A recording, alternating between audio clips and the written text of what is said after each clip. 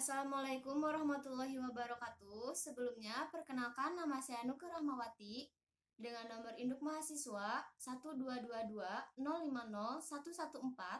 Saya mahasiswi program studi Pendidikan Matematika Fakultas Tarbiyah dan Keguruan UIN Sunan Gunung Jati Bandung. Di sini saya akan memaparkan paradigma mengenai refleksi sistem pendidikan Finlandia untuk Indonesia. Video ini saya buat untuk memenuhi tugas mata kuliah Bahasa Indonesia dengan dosen pengampu yaitu Bapak Sani Insan Muhammadi, MPD. Langsung saja pada pembahasannya. Di sini ada beberapa fakta dan berita mengenai sistem pendidikan di Indonesia. Jadi, berdasarkan data yang dipublikasi oleh World Population Review pada tahun 2020, Indonesia mendapati peringkat ke-55. Dan selanjutnya, pada tahun 2021, Indonesia mendapati peringkat ke-54, dan pada tahun ini, Indonesia mendapati peringkat ke-52. Dan ada beberapa fakta lain lagi, salah satunya adalah mengenai tes PISA pada tahun 2018, Indonesia mendapati peringkat ke-74 dari 79 negara yang mengikuti tes tersebut. PISA sendiri adalah suatu studi untuk mengevaluasi sistem pendidikan yang diikuti oleh beberapa negara di dunia. Berdasarkan fakta-fakta tersebut, dapat dibuktikan bahwa sistem pendidikan di Indonesia itu masih terbilang rendah. Nah, yang jadi permasalahannya adalah bagaimana bisa Indonesia memiliki kualitas pendidikan yang relatif rendah. Untuk itu, di sini akan dibahas mengenai beberapa permasalahan yang menyebabkan sistem pendidikan di Indonesia terbilang rendah. Yang pertama, yaitu mutu pendidikan, yang di dalamnya terdapat beberapa komponen, yaitu guru, siswa, kurikulum, proses pembelajaran, sarana, dan lingkungan. Untuk guru sendiri, kualitas guru di Indonesia itu terbilang rendah dan tidak memenuhi standar, dan juga sering terjadi kesalahan dalam penempatan posisi guru.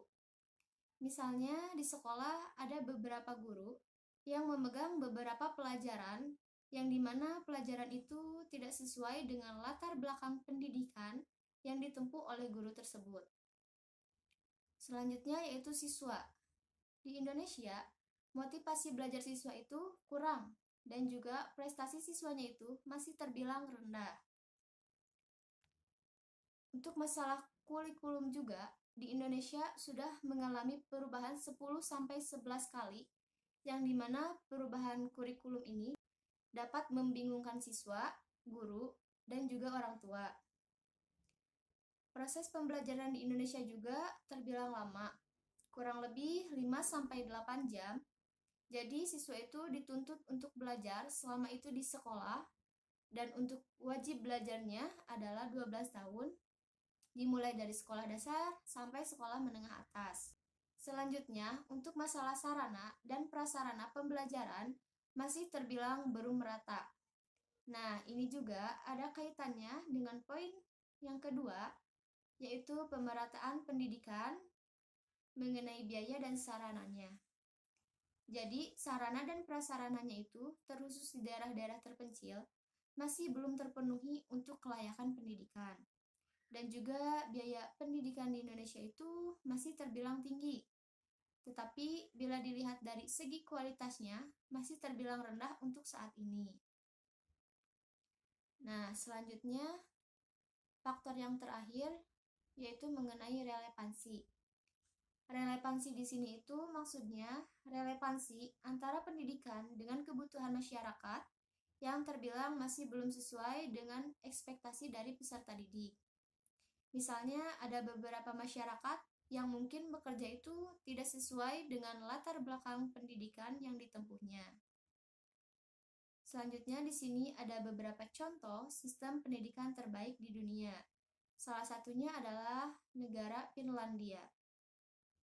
Finlandia ini merupakan negara dengan sistem pendidikan terbaik di dunia dan juga menjadi negara yang paling bahagia. Menurut data dari PISA, Finlandia menjadi satu-satunya negara yang dimana siswanya itu memiliki kemampuan literasi dan tingkat harapan hidup yang tinggi. Nah, yang jadi pertanyaannya adalah, mengapa Finlandia menjadi negara yang memiliki kualitas sistem pendidikan terbaik di dunia? Dan bagaimana sistem pendidikan di sana?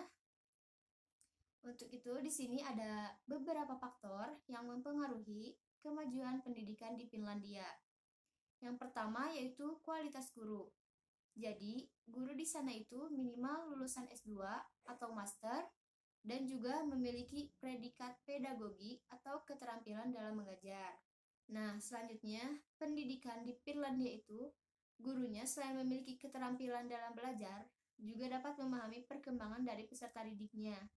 Kemudian, mengenai kurikulum. Kurikulum di sana itu dibuat oleh gurunya sendiri sesuai dengan kemampuannya dan berganti kurang lebih 10 tahun.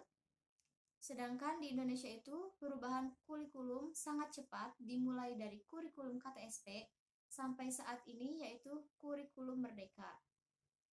Selanjutnya mengenai evaluasi pembelajaran, di Finlandia itu tidak diberikan ujian per semester dan juga tidak dibebankan dengan tugas tambahan seperti pekerjaan rumah.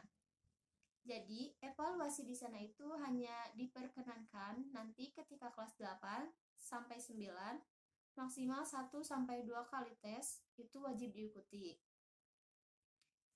Jadi, setiap akhir semester karena tidak ada ujian akhir semester, jadi ada satu pertemuan antara guru dan orang tua murid membahas tentang evaluasi pembelajaran murid. Jadi, bagaimana murid tersebut bisa berkembang dan beradaptasi di sekolah. Mengenai kekurangannya, kemudian meningkatkan yang menjadi kelebihan dari peserta didik tersebut. Nah, mungkin itu yang menjadi evaluasi atau sebagai alat untuk mengukur seberapa paham siswa terkait pembelajaran yang didapat selama itu di kelas. Faktor selanjutnya yaitu mata pelajaran. Jadi, dimulai dari taman kanak-kanak, difokuskan untuk mempelajari attitude atau berperilaku baik, berbudi pekerti yang baik, dan juga bagaimana caranya bersosialisasi dengan baik. Jadi, dari taman kanak-kanak ini, siswa itu tidak mendapat buku acuan. Nanti, mulai dari sekolah dasar, baru siswa itu mendapat buku sebagai acuan dalam belajar. Mulai dari belajar menulis, membaca, kemudian akademik di bidang matematika, bahasa, IPA, dan lain sebagainya. Khusus untuk kelas 7 itu ada mata pelajaran PKK atau rumah tangga. Jadi peserta didik itu diberikan materi mengenai bagaimana cara memanage uang, bagaimana cara memasak, dan lain sebagainya. Nah, untuk sarana dan prasarananya itu pasti terjamin baik karena Finlandia sendiri merupakan salah satu negara maju. Nah, untuk anggaran biaya pendidikan di Finlandia itu sendiri cenderung lebih tinggi dibandingkan dengan negara-negara Eropa lainnya. Seperti itu mungkin mengenai sistem pendidikan di Finlandia. Pasti teman-teman juga bertanya, jadi dari sistem pendidikan Finlandia itu apakah bisa diterapkan dalam sistem pendidikan Indonesia?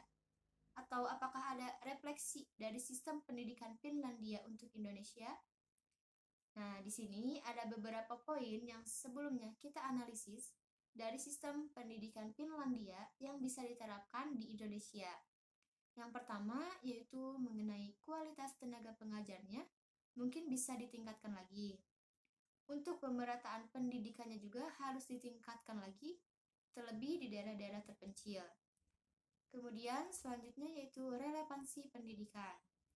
Jadi relevansi pendidikan ini berkaitan dengan kebutuhan masyarakat, misalnya peserta didik yang sudah lulus dan bekerja itu harus sesuai dengan latar belakang pendidikan sebelumnya, sehingga pendidikan yang sebelumnya itu dapat diimplementasikan secara langsung dalam ranah pekerjaannya.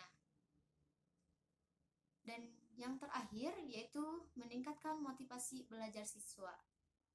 Mungkin itu saja yang dapat saya sampaikan. Mohon maaf bila ada kesalahan. Terima kasih sudah menonton video ini. Semoga bermanfaat. Wassalamualaikum warahmatullahi wabarakatuh.